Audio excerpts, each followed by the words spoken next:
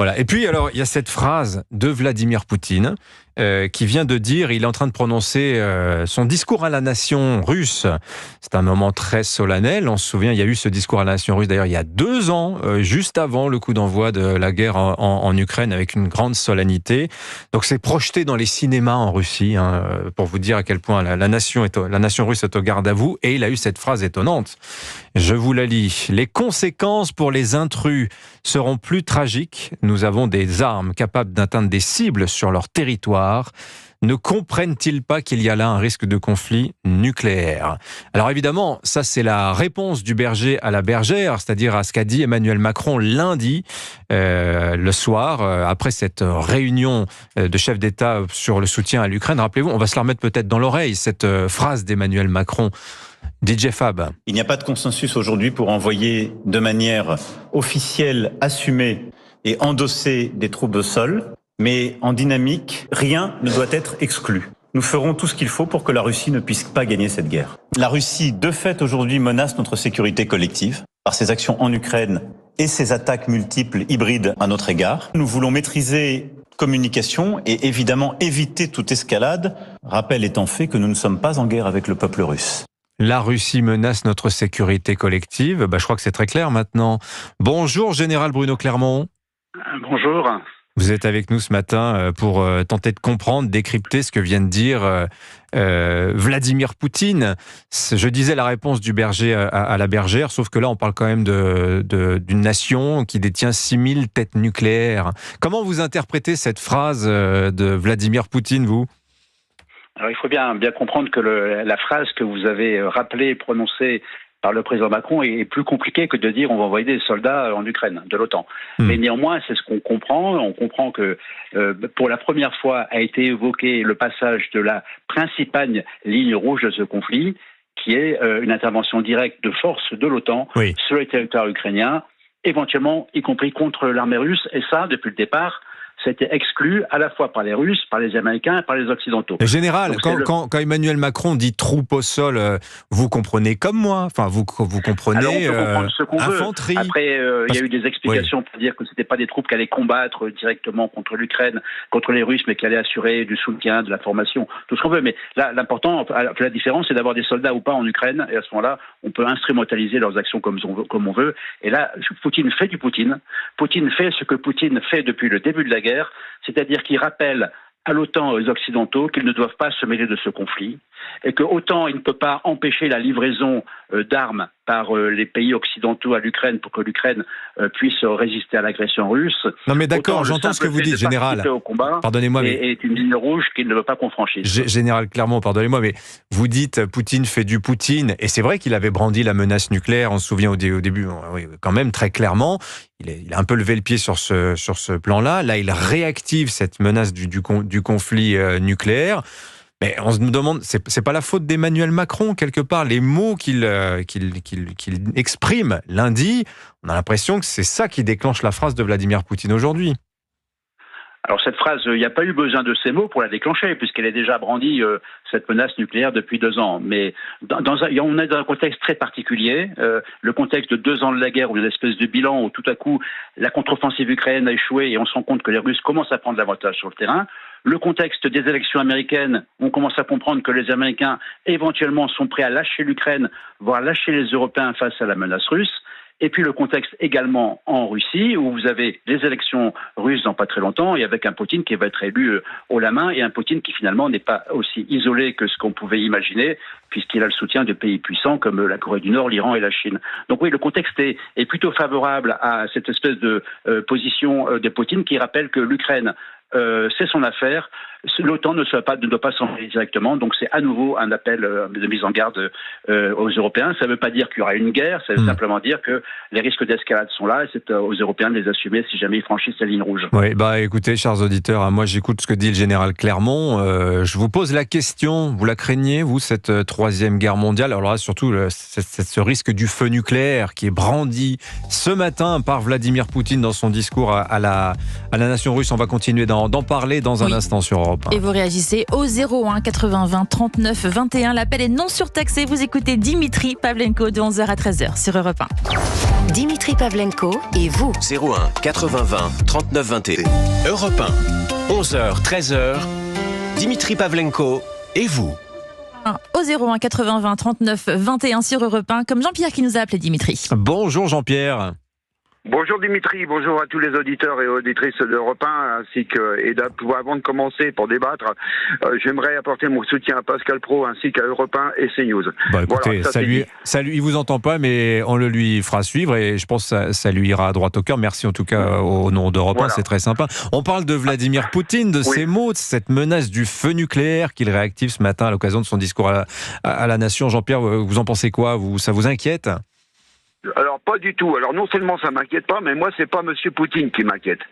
Moi ce qui m'inquiète, on va remettre l'église au milieu du village. J'ai bien écouté et j'adresse tout mon respect au général qui vient de parler sur votre antenne. Tout mon respect général. Mais il est encore là, il est encore là. On lui donnera la parole dans un instant. Moi j'ai envie de remettre un petit peu l'église au milieu du village. On va essayer de requalifier un petit peu tout depuis le départ. Le conflit entre l'Ukraine et la Russie ne date pas d'aujourd'hui. Il l'a bien dit, il l'a bien redit, mon général il l'a bien expliqué. Maintenant le problème, c'est qu'aujourd'hui, vous avez une nation, on est en train de retomber dans la guerre froide.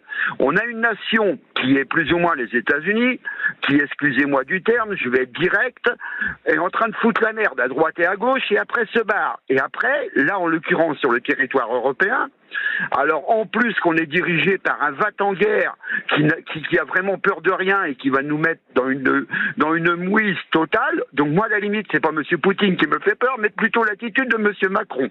Alors attendez, voilà. juste Jean-Pierre, que je comprenne bien. Vous dites, c'est en gros les Américains qui auraient provoqué les Russes, mais ce qui vous fait peur, c'est quoi? C'est qu'aujourd'hui, ils sont en train de s'en aller, là, cette idée du soutien américain qui pourrait disparaître dans les mois à venir. Et donc on se retrouve démunis.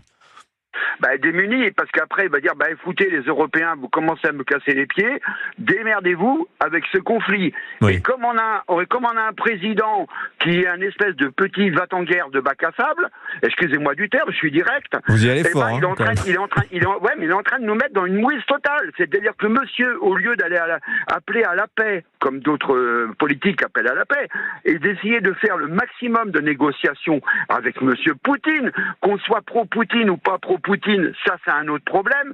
Le problème c'est qu'on est dans une situation où il faut appeler à la paix au maximum.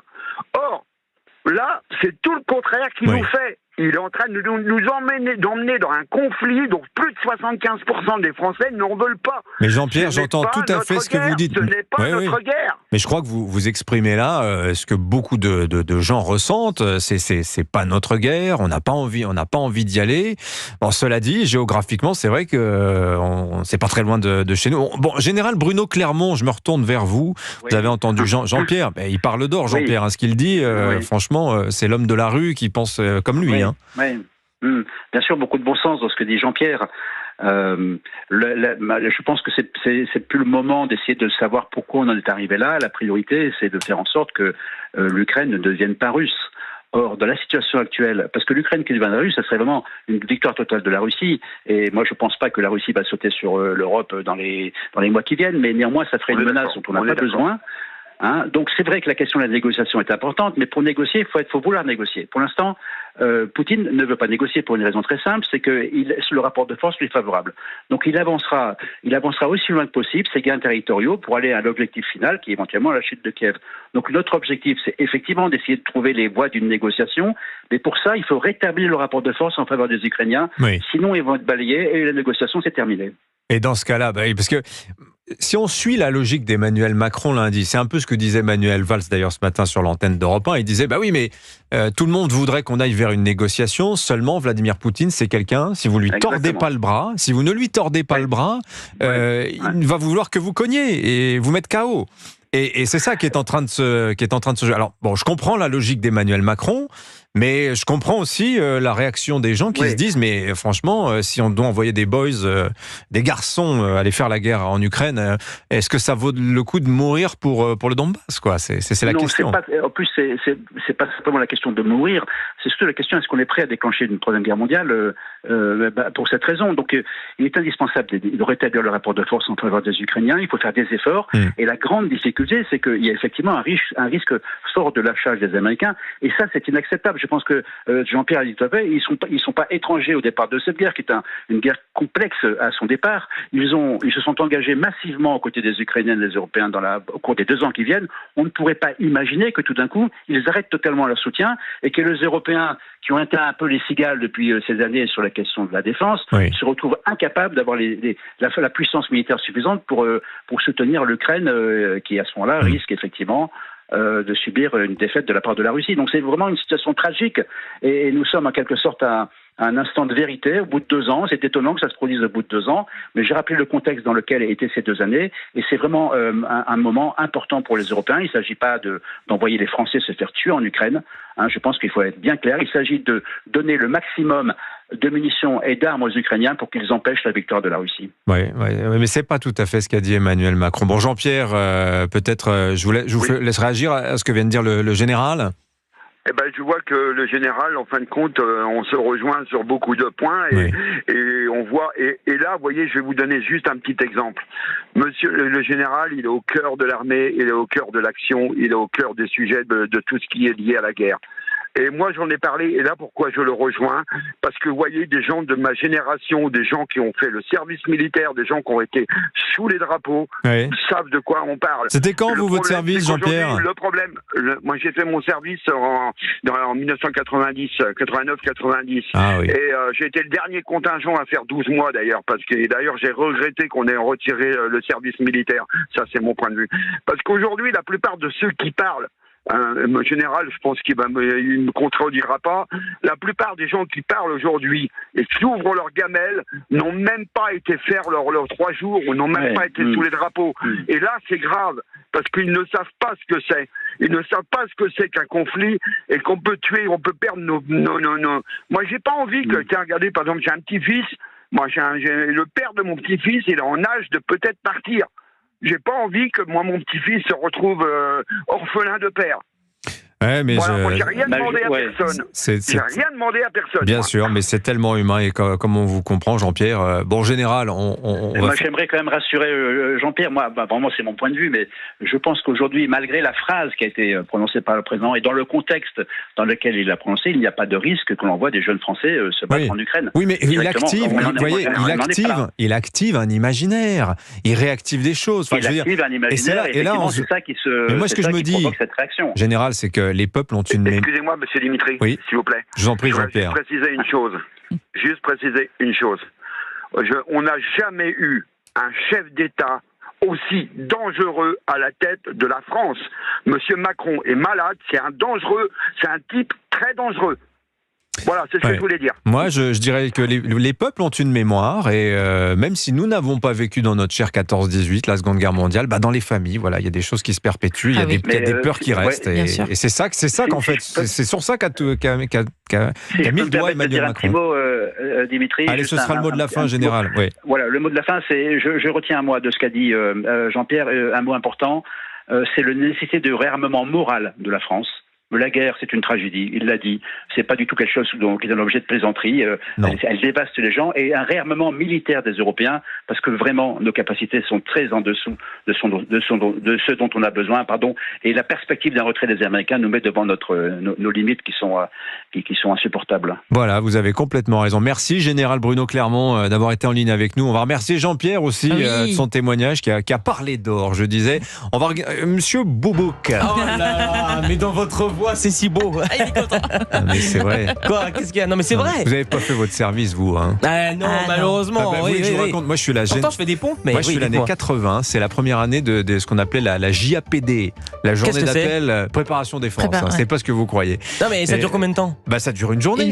Qu'une seule journée. Vous savez, le service aujourd'hui, c'est une journée. Oui. Je pensais que vous aviez eu plus longtemps. Vous, première année de la fameuse JAPD. C'était des gendarmes qui nous l'ont faite. Bon, j'en ai Je vais pas me Ça moquer vous de a servi. Dites-nous. C'est-à-dire que moi, je m'attendais à voir des treillis et en fait, j'ai eu des gendarmes. Et bon, à la fin, on a eu un colonel qui est venu nous parler de l'Afrique, je crois qu'il nous a un peu mitonné parce qu'il nous a parlé des anacondas en Afrique. Et j'ai découvert par la suite que l'anaconda n'existait qu'en Amérique du Sud. Mais je crois qu'il a signé quelques recrues ce jour-là. Et ça ne vous a pas donné envie de vous engager? Bah oui. Non, La preuve. Non, dans j'avais l'armée. des études. À l'époque, non. Bon. Et alors, ils en pensent quoi, les auditeurs de Alors de notre justement, débat, là évidemment, beaucoup de messages sur nos réseaux. Et Marilyn nous écrit: une troisième guerre mondiale me fait vraiment peur. Espérons que ça s'apaise. Pour Eric, cette guerre est inévitable car Poutine est un fou. Et on termine avec Antoine: s'il y a un conflit, je suis prêt à m'engager. Ah oui, Ah oui. Ah oui, Antoine Ah il y oui. va. Oui, moi j'irai pas, mais Antoine Mais y ira. Oui. Rappelez-vous, je ne sais pas si vous étiez là l'autre soir sur Europe 1, il y a 2 soirs, on a reçu un engagé volontaire, un Français qui est en Ukraine. Ouais, mais c'est beau. Alors, c'est pas sous lui. Alors, c'est ces unités de combattants libres sur le modèle ce qu'il y avait en Espagne dans les années 30. Et lui, voilà, il est venu raconter la guerre d'Ukraine. Et bon, DJ Fab, je crois que c'est le seul qui a fait son permis dans l'affaire. Combien de temps? Non, j'ai fait mes 3 jours. Après, j'ai été soutien de famille. Oui. Donc, Quand on le oui. voit comme ça, on se dit Non, pas que vous c'est un militaire. Non, vous étiez pas P4, vous, là, les...